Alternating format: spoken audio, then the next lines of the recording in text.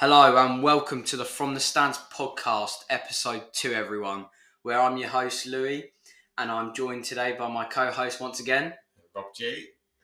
So we just want to say welcome to episode 2, in which this will be a normal episode due to the Premier League being back after the international break, with a very entertaining game week. But just before we get started, we just want to say quickly, we want to say a massive thank you to everyone who's been following all the social medias, sharing the account, and all of this. It really does mean a lot, not just to myself, but Rob as well, and the account.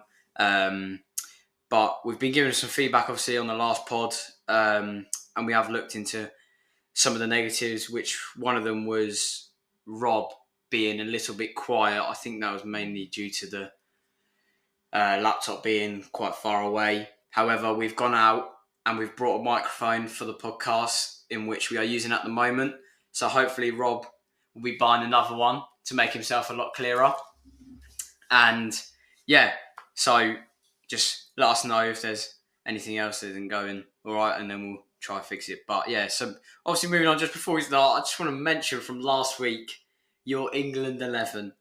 I didn't realise how bad it was until you showed me the formation and the team. Like, if you haven't seen it, by the way, or you don't know his team, make sure you go listen to the first podcast, which is on Spotify. And if you want to see Rob's formation, go look on the Twitter, which is FromTheStandz, to see a picture of his team. Classic attacking formation, the 4-1-3-2. Nothing to... I think the formation was just a little bit questionable. It's definitely winning the Euros. You think? Yeah, 100%. With Rashford basically playing as a second left winger. Not a left winger, he was just playing in the hole. So, yeah, no, definitely. I haven't seen your rubbish team. Yeah, well, we'll be seeing our teams later on. We'll see who does better in that one, shall we? But we'll let you know, guys, know at home, wherever you're listening, to let us know on your thoughts, because we are going to be doing a head-to-head against each other every week.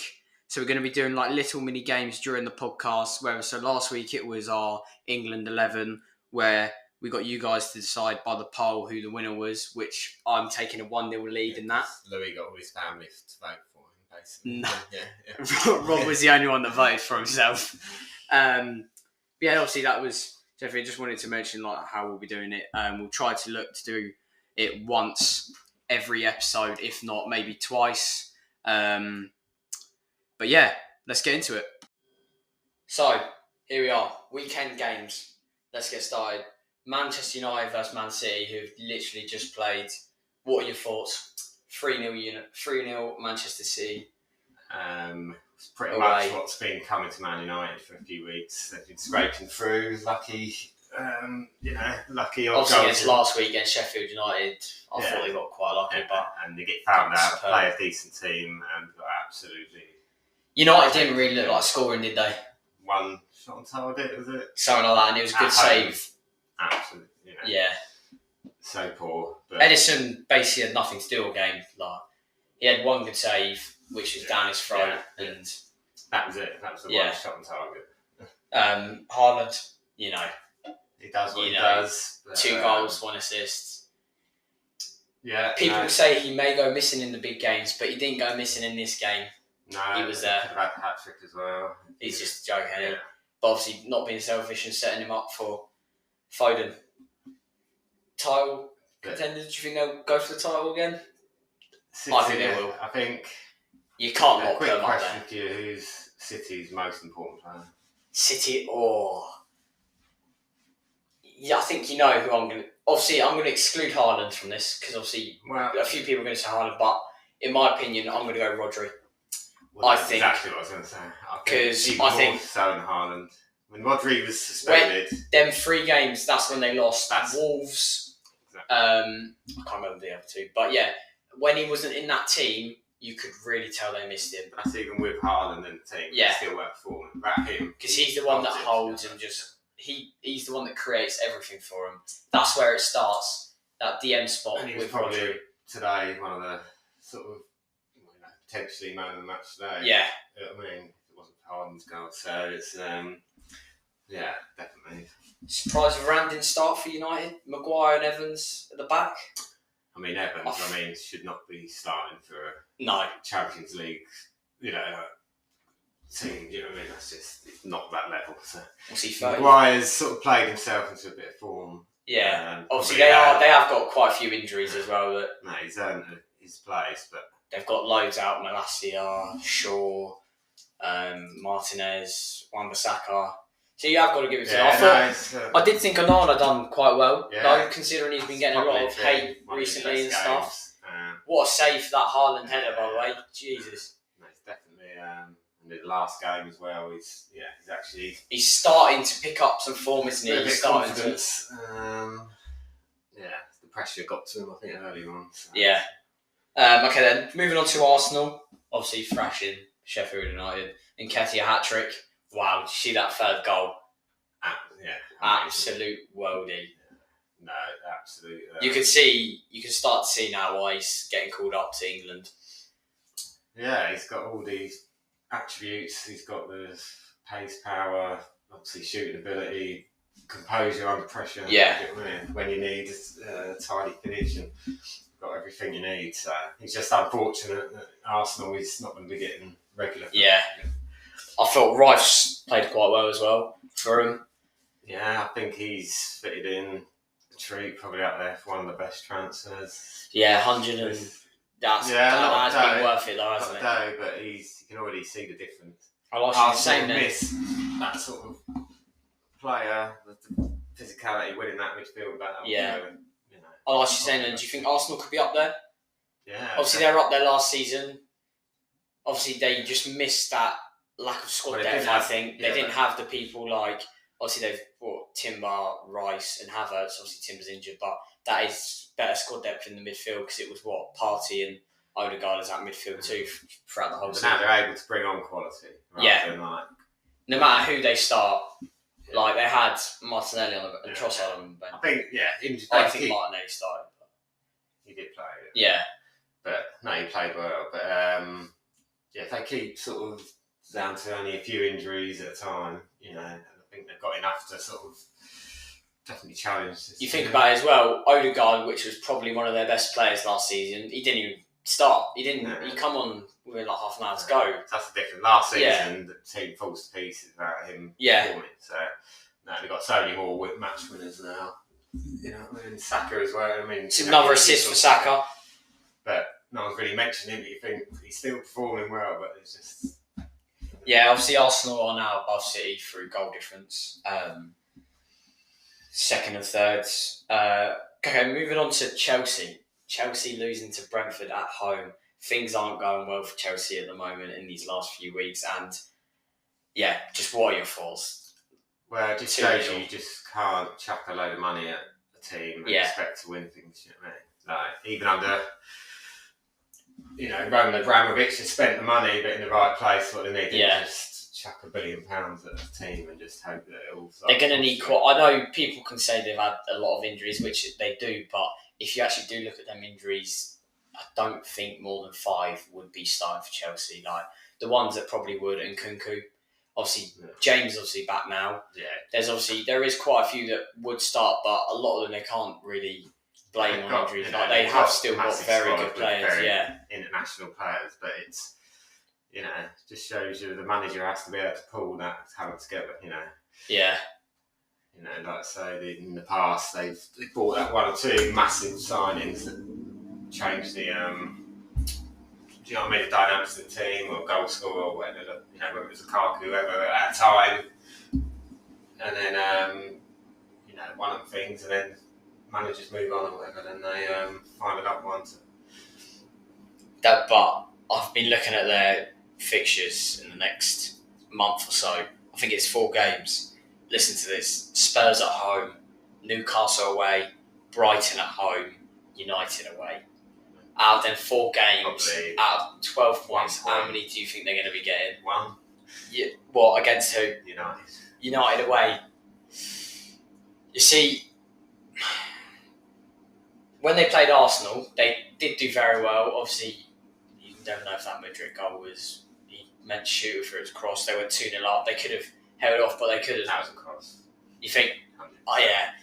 But yeah, you just never know. Like they started so well, but they just couldn't hold it. And I don't know if at one point Spurs at home. Spurs are in very good form. Obviously, haven't lost on the big Ange, so I don't think they'll win that. Newcastle away, that is going to be a very tough game to go to. Yeah, Newcastle have been very good this season. Obviously, drawing to Wolves this weekend. Pedro Neto going off injured didn't look very good, did it? Hamstring injury. Yeah, but it's I think Newcastle. I think they've beaten Chelsea. Do you know what I mean? Especially Yeah, I don't see him doing that. And then obviously Brighton at home. That's another big game. Yeah, I mean Brighton a bit off the pace where they were, early on in the season. Yeah, they started so well, but I think 1-1 today against Fulham at home. So they could maybe get a point in that game. United away, United aren't on form, but as soon as they start getting them couple results, that one win, then it will give them the mentality to go on. And then I think as soon as they get them first couple wins, they will go on and start. So players back, and I'm probably going to say about 3-4 points. Like they'll get one win on like a draw or something. I just can't see it at the moment. It's not going to get them into Europe. No, and then obviously Liverpool Villa winning again. West Ham losing to Everton. That was a big shock, wasn't it? West Ham at home.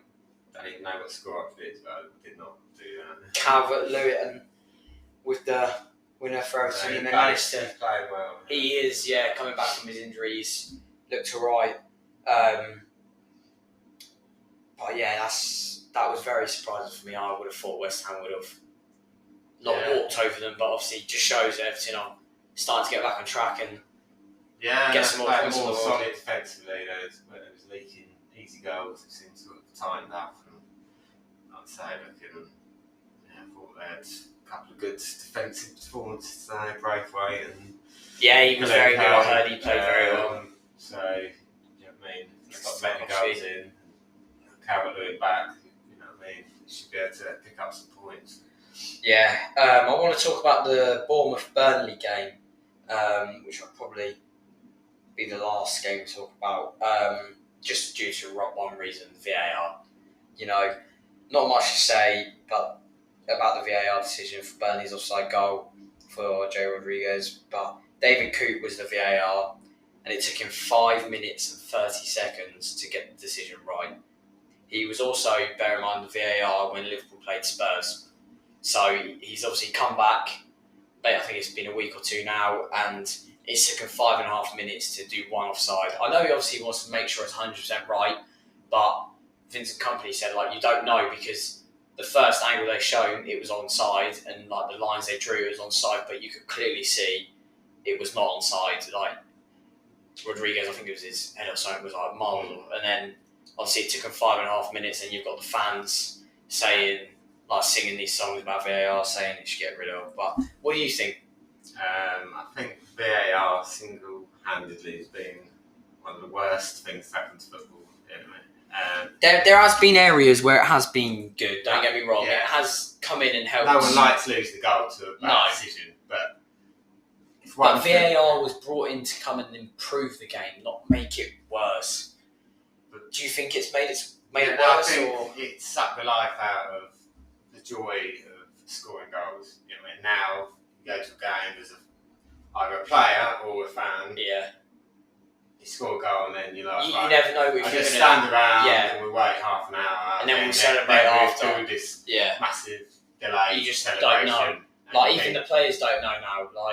They could think they're onside or something, and then 2 minutes later there might be a foul in the replay. So you just ruin it for everybody. Yeah, watching at home in the stands. And the one good thing supporting a rubbish football team in the Championship. Yeah. Is that's now VAR is the thing. So you score a goal. There's no just wait a minute. Just to see what happens. You just celebrate, play it, and then so you've United got that moment to sort of celebrate. So do you think what do you think they could improve about it?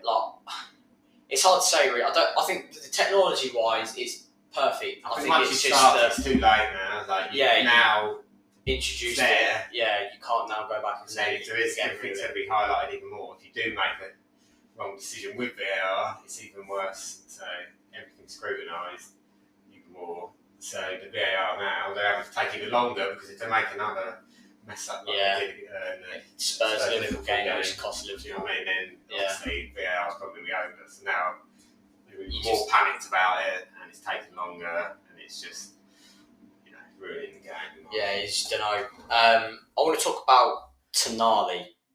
I'm sure you've seen everything that's gone on about his 8th month ban. Should it be 8 months, or do you think it should be longer?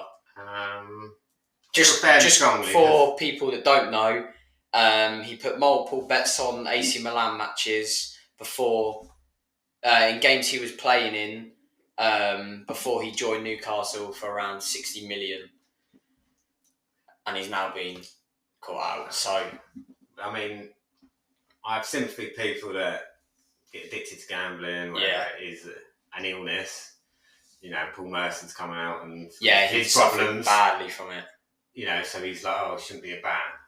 But in my opinion, even if you've got a gambling problem, as a footballer, one thing you can't do is bet on football. Not just on any games, but your own games, games you're playing in. You can bet on golf, tennis. Yeah. Anything, tiddlywinks, whatever you want to bet on, you can find a sport to bet on. You know what I mean? There's no need to bet on football. So you bring yourself. It's just not right. Because obviously you never know. Do you know what I mean? Like why do you bet? You never know what he's he could be betting on himself to get a yellow card. It's just but that's why they stop players doing it, because that is it's open to corruption. Because there was rumours about it going on to be 3-year ban. But do you think 8 months is around about right? I think that's about fair. I mean, that was around about what Tony got, wasn't it? It was about 6. I think that's about fair punishment. If you let them get away with it, then there's no. Then you don't know if they're going to do it again. They're going to do it again. Well, I'm only going to get a slap on the wrist, and then I'll be playing next week. Yeah. So I've got no sympathy really with the outcome, and they're going to miss him as well. Very, very big player for them. Start of the season, he scored their opening goal, so he looked very promising. But actually, looking at it, the last couple of games, he hasn't really been playing as much. It's been long start, giving relations. Obviously, it's not nice, but he knows he shouldn't be doing it. I think it's fair. So you just have to learn his lesson and not but just. Just going into a little bit of detail, with Villa obviously 3-1 against Luton, another big win. Diaby scoring again. Douglas Luiz, another assist. He's looking very good, isn't he?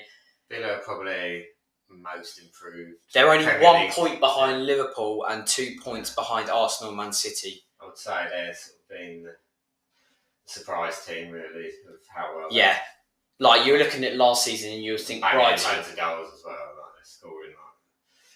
Yeah, I'm pretty sure they've scored the most amount of goals in the Premier League.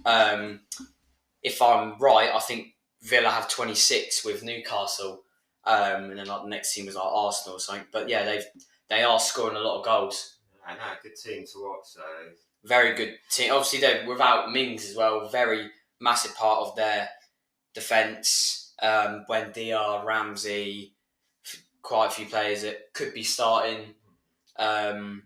They're looking very good. John McGinn getting on the score sheet. Watkins obviously didn't get a goal, but I heard he played very well. Well, he's played possibly maybe in team the season, so possibly. We'll see at the end then. Liverpool against Nottingham Forest. Obviously, we heard the news about Luis Diaz. Not nice to hear that his parents got kidnapped last night.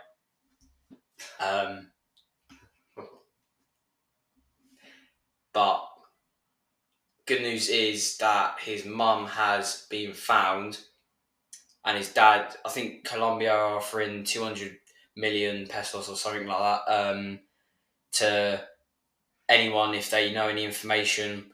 But getting back to the football, Jota come on in his replacement to start the game, got the opening goal. Very good goal from a Darwin Núñez shot.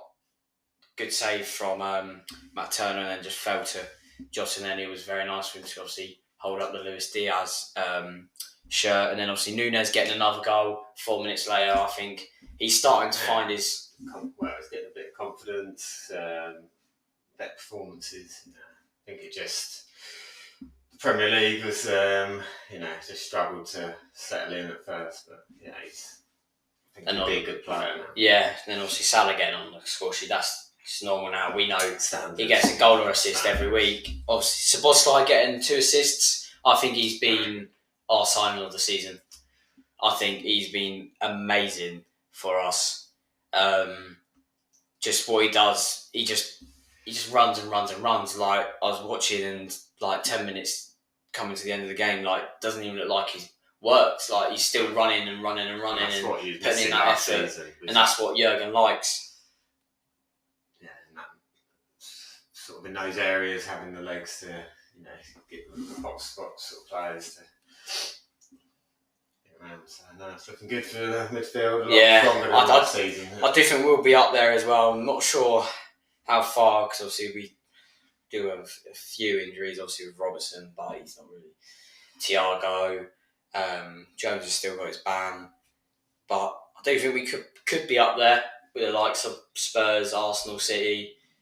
It's just a lot of teams now fighting for Champions Leagues. Pretty much six teams. It's 5 teams, isn't it, this season? Well, I mean, as in fighting it out there. It's not very so predictable. You've got Spurs and Newcastle now that are sort of, pretty much as good as everyone else in that groups. And then obviously you've got, like you said, because it's Spurs, Arsenal, City, Liverpool, Villa, all in the space, all of around 4 points difference. And then you got Newcastle and Brighton on the same amount of points. And then obviously you've got United, West Ham, and etc. Evan Ferguson scoring again. Yeah, very impressed. He's looking very good under De Zerbi. 19 or something. Yeah, I'm pretty sure he's 19. Scoring again. I think he's going to be a very, very good player if he can keep finding his form. I mean, Brighton are unbelievable where they keep finding these players. Yeah, out of nowhere. Do you know what I mean? Like, they don't spend massive amount of money on people. They'll go and find the ones that will be upcoming future stars, like the Mitoma, who's been an amazing player. Very, very, very good. Obviously, they've got Ansu Fati on loan from Barca, who's been doing very well. Obviously, João Pedro coming from your club. Yeah, I knew he was going to do that when you see him week in, week out, but no one was really willing to pay the money. But they obviously saw in him what he was capable of, and I think he's done pretty well, really. Looks fitted in, But it's I think it's all down to the manager. Yeah. Without that manager, you're not getting the that sort of team consistency and the way he plays. Just it's good to watch. Yeah, obviously Palhinha getting on the score sheet for Fulham. Heard it was quite a good goal. Obviously, there was rumours about him going to Bayern in the summer. I thought that was going to be a done deal, and I thought he was going to go. Defensive midfielders, for me, he's probably in the top 2 or 3 in the Premier League. He is very, very underrated, I think. So underrated. He's always on most tackles, most interceptions. Yeah, just everything. And scores goals. All round, like what you need. Yeah. You've got to put him up there with the likes of Rice and he's as good. Rodri, and obviously them two are I wouldn't say miles ahead of him, but he is up there with them. He is very underrated. Rodri's on his own, I think, and I think he's as good as anyone else. Yeah, we're just going to take a little break before we move on to our FPL talk and Super 6, and then make sure you stay tuned until the end to listen to our Premier League 11 of the season so far. So we'll be back in a second.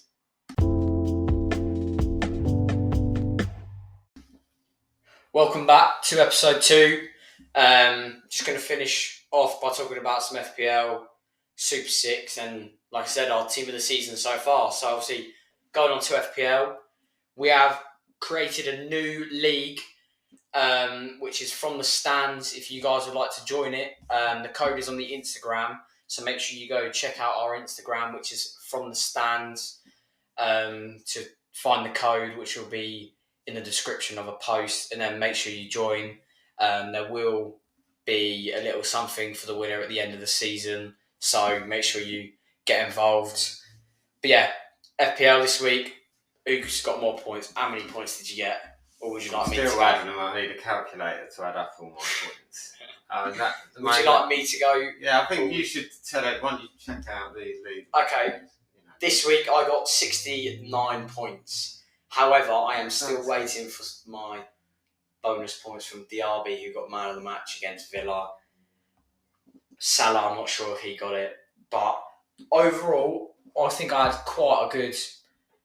That's solid little performance. I mean, yeah. to beat that, you've got to be pretty special. Let me just check what I am so far. 80 points. Oh, that's embarrassing. Yeah, that's pretty decent. That is very good. 80 points. You only got 11 more than me. And I lost about 10 points from Spurs players from letting in. Oh yeah, Romero obviously let me down with his clean sheet. I had Watkins and Alvarez, 2 points each for me, not doing very well, but the big boys stepped up. Son, Salah, Diaby get me 10 plus points. Saka, White, 6 points. Neto, Cash, 5 points. Had Walker on my bench, didn't I? I thought United were going to score, so I thought I'd stick Walker on my bench and had him there. Areola in goal got me 3 points. So how does that leave the leaderboard? Yeah. For the league, from the stands league. So, I wonder why he wanted me to mention that. Rob is top of that league. Then it is Matthew, and then I am third with Adam fourth, Nico fifth, and Tommy sixth. It is very close, I must say. It is very, very close. A lot of people having some high scoring weeks. 71 points I'm seeing, 54, 80 points. So very transfers, you thinking? I am thinking about a couple transfers, yes. Obviously, I've got Isaac and Neto on my team who are now both injured and doubts. So I'm trying to figure out how I could try fit Haaland back in.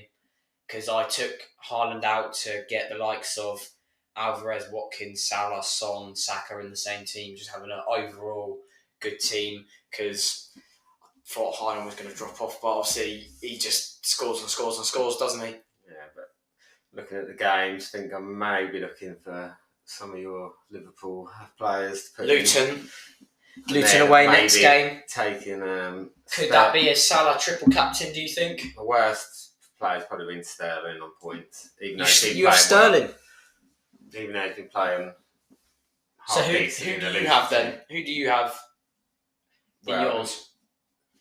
So the midfield, Saka, Matoma, Sterling, Son. And Matoma, I'm not sure I'd have Matoma in mine because don't get me wrong, he will get a goal or assist every now and then, but will he get you 5-6 points every week? Yeah, you take Pedro Porro dunk as well. You've got in there. Yeah, obviously, that clean sheet. Solid really team, but maybe put some of the Liverpool midfield in. Make a couple of. I know you're going to want me to mention this about your transfer you put in. Go on, why don't you tell everyone who you put transfer of the week. I mean, Alvarez, solid form, picked up loads of points. Yeah. It's a tough decision, but you took him out, didn't you? You knew Nketiah was going to get a start because of the injuries. Jesus, playing a rubbish Sheffield United team who have at home. Yeah, you think last minute put him in. Oh, picked me up a nice 17. You're on 83 points now. Right. I've gone up to 72. It is literally just changed as we speak. I've got Diaby. Diaby's got me 3 points and Haaland. Yeah. So 72 points. Walker's got 8 points now. That would have been amazing if I'd have had him in because I would have been a little bit closer towards you. But you know, it's a good week. That is a good week from both of us. But yeah, like you were saying, and bringing Nketiah in, that could probably be keep him in there. But a hat trick. Yeah. How many points did you get? You like 17? But Wow. Haaland got 16, so it's Your front line's got you like 30 odd points there. Then jeez, very very good.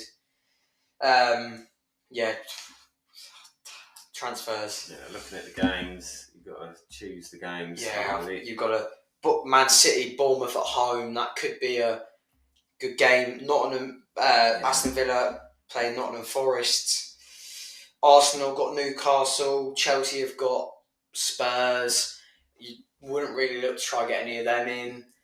I think you've got to go Man City, Liverpool players heavy. Yeah, you've got to try and get 3 of each in there. Try and maybe get too many tips away, but it's looking at the games, but you never have always could use your free hit this week for change all your team for 1 week, which could be worth it depending on the results. You never know.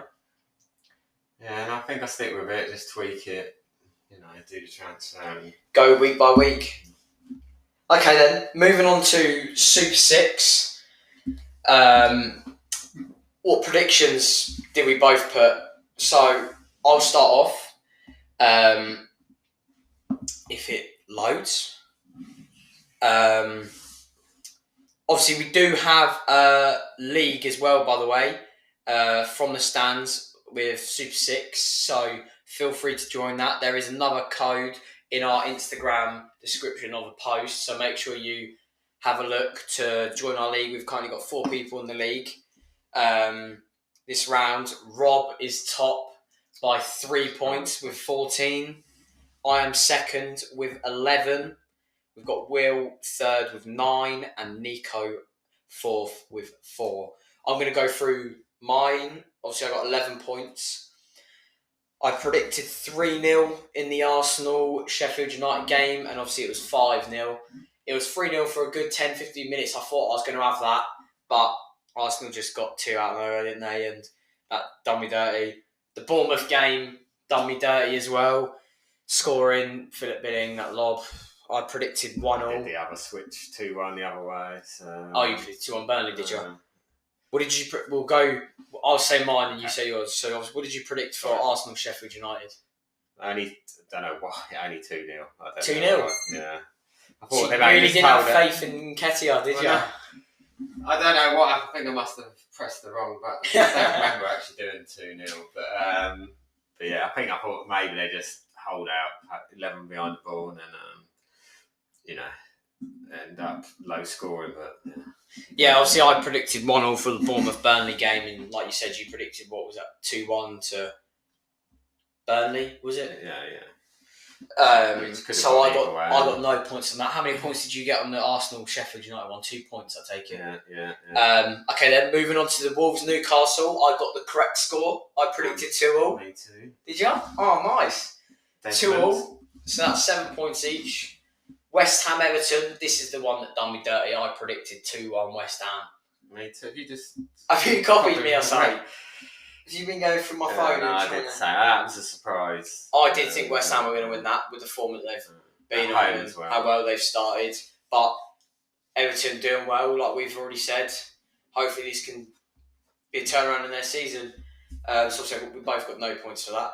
Liverpool, Nottingham Forest. I predicted 4-1. We thought he was going to let a goal in again. Well, you know what we're like. We always concede. No, I did it 3-0. You got the exact score. Of course. So, that's where I got 2 points and you got 5. And then the United City game, I thought United were going to score at least once. I thought it'd be quite a close game. I predicted 3-2 City. No, 3-1 for me, but same difference. Yes, so obviously 2 points. And then obviously you got the extra points through the Liverpool game, which is obviously a little bit devastating for me because I am a Liverpool fan. But yeah, Bournemouth, West Ham stitching me over. And we do have next week's predictions out. So me and Rob will be doing them sometime this week. We've got West Ham, it's Carabao Cup. This is not Premier League, so this is Carabao Cup. We have West Ham Arsenal on Wednesday, along with Bournemouth, Liverpool, Chelsea, Blackburn, Everton, Burnley, Ipswich, Fulham, and Man United, Newcastle to finish it off. So we will be doing them predictions, and hopefully I can have the better of you in this one. I doubt it, but yeah. Get top of the leaderboard again. Yeah, like I said, make sure you join our league, guys. Completely free. Again, there'll probably be a winner at the end of the season, whoever tops it off, which would be me, so I won't need to give myself anything. But time for the big time. Premier League 11 of the season so far. So basically a team of the season from the first 10 games. How are you wanting to do this? You wanted to say player by player, or should we say team by team? I think we should do team by team. We've done player by player last time. Yeah. Changing it already, I it's the wrong. Changing it already. What did you say? Go on. You say your team, and then I'll say mine after. What formation are you playing, by the way, just to let everyone know? 4-2-3-1. Yep.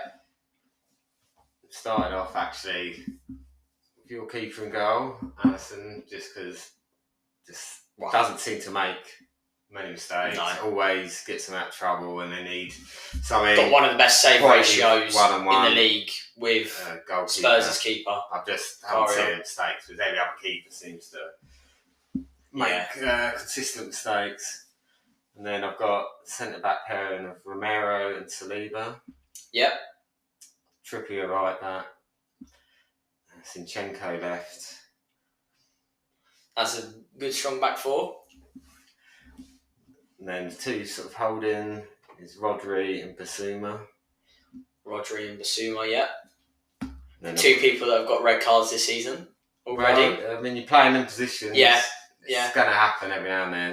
If you get a booking after 10 minutes or whatever. Yeah. Yeah. And you're playing that, you've got to try and win tackles and that. You miss time one, it's another yellow, you're off. So, it's just how it goes. Yeah. And then I've got the three of Salah, Maddison and Watkins playing a deeper role. Controversial, yeah. With Haaland up front, which I just had to get. Who was that middle three? Salah, Watkins. Maddison and Watkins. Maddison. So who are you playing when? Maddison on the left? Playing him central. Watkins. More of a free. Yeah. So he'd be more free role. Yeah. But he's not holding midfielder, is he? So playing him more advanced. Obviously, will drop deeper occasionally, and then Haaland up front, which is pretty predictable. So yeah, that is very, very good. Okay then, moving on to mine. I've gone for a standard 4-3-3 again. Book standard 4-3-3. Obviously, you can have one of them playing a little bit high if you wanted to, but I've got again Alisson in goal. I think it's joint first clean sheets in the league, or maybe the most clean sheets in the league with today's results. So I've got Alisson in goal. I've got a back four of Udogie left back, Van de Ven, Saliba, and I've gone Cash. I was going to put Trippier in, obviously special mention, obviously 6 assists. Very good, but I do think Cash has been very good for Villa this season. It's a big call, that. Yeah, I know. That was probably one out of two I was a bit questionable on, but I thought I'll stick Cash in there. Obviously back four of Cash, Saliba, Van de Ven, Udogie. Van de Ven's been very good. Yeah. It was him or Romero for me. Now you said that, I do think Van de Ven's been very, the fact that he's just walked into that team and he's been performing, he's so quick as well. If he makes up, he's going to be able to recover. Good shout.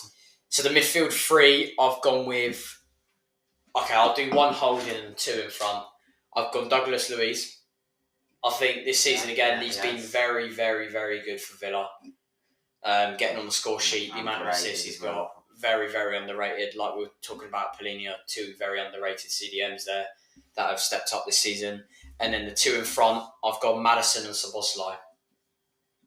Obviously, Maddison, you know what he's been like. Yeah. Obviously, walked in five assists. I'm pretty sure he's got probably something like 3 goals or something. Season, I'd say so far. You think?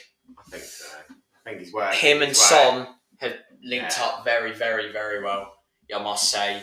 So yeah, that's what I've gone for as my middle two. Szoboszlai, obviously just talking about him, he's, like I've said, he's probably transferred of this summer for us. Yeah, he's been very, very good as well. And then the front three, one of these I was a bit controversial, but so I've gone Salah on the right. That you can't not put him in there. He gets a goal or assist every week. So I put Son on the left. Yeah. Obviously doing very well for. Yeah, no, it's hard to leave. That's because I'm playing Maddison on the left side to link up with Sol and Szoboszlai on the right to link up with Salah. And then I've gone Haaland up top. 11 goals, 2 assists. I think you can't not put him in. And I do want to give a special mention to Watkins because he's been unbelievable for Villa. 5 goals, 5 assists.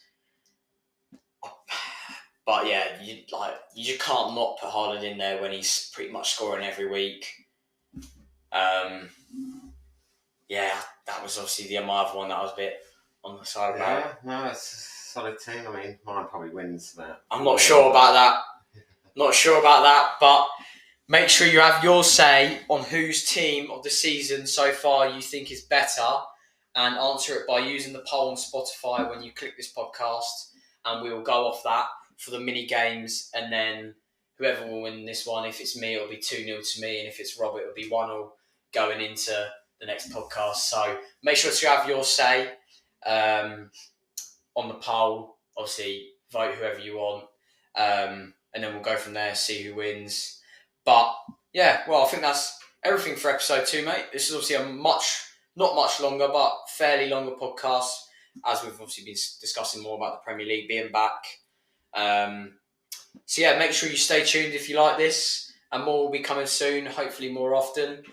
But yeah, again, just make sure you follow all of our social medias, which are FromTheStandz on Instagram, TikTok, YouTube, and now Twitter. We now have a Twitter account.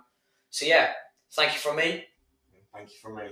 See you in the next one.